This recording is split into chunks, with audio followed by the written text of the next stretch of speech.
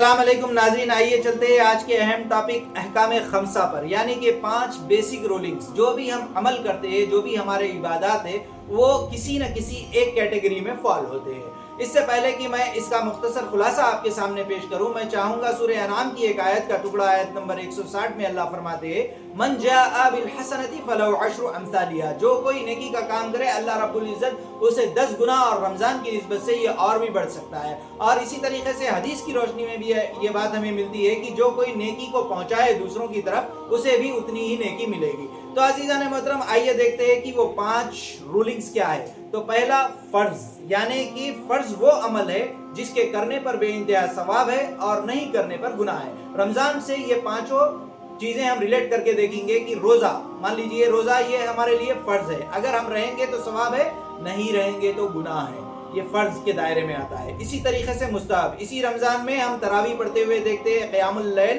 یہ بہت ہی ریکمینڈڈ چیز ہے، کرنے پر بے حد ثواب ہے، اجر ملے گا انشاءاللہ، اگر نہیں کریں گے تو گناہ نہیں ہے۔ اسی طریقے سے مباح، یعنی جائز، حلال، مان لیجئے کہ کوئی سفر پر جا رہا ہے رمضان کے مہینے میں، روزہ چھوڑنے کی رخصت ہے، لیکن وہ اگر رہنا چاہے تو اجازت ہے، جائز ہے۔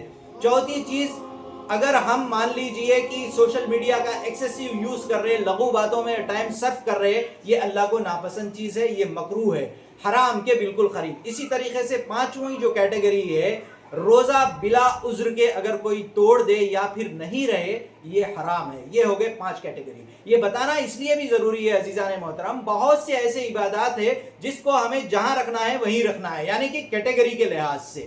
مان لیجئے کہ جنازے کی نماز، یہ اس کا کیا کیٹیگری میں آتا ہے؟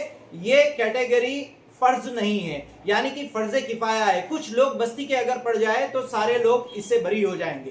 دوسری طرف لیکن ہم دیکھتے ہیں کہ بڑی پابندی سے اس کا عمل کیا جاتا ہے، بڑی پابندی سے۔ دوسری طرف 5 وقت کی نماز جو فرض ہے، اس میں کتنی کوتاہی اور لاپرواہی ہوتی، میرے سے اور آپ سے یہ چھپی ہوئی بات نہیں ہے۔ تو ہمیں چاہیے کہ جس کا مقام جو ہے اسی اعتبار سے بات کو سمجھے۔ اگر آپ کو یہ ویڈیو صحیح لگا تو دینی اعتبار سے، اخلاقی اعتبار سے دوسروں کو بھی پہنچائیے، انشاءاللہ آپ کو بھی اس کا ثواب ملے گا۔ اگر کوئی غلطی ہو تو میری اصلاح کیجیے۔ بہت جلد دوسرے انفارمیٹیو ویڈیو کے ساتھ ملیں گے، جب تک کے لیے اجازت دیجیے۔ السلام علیکم۔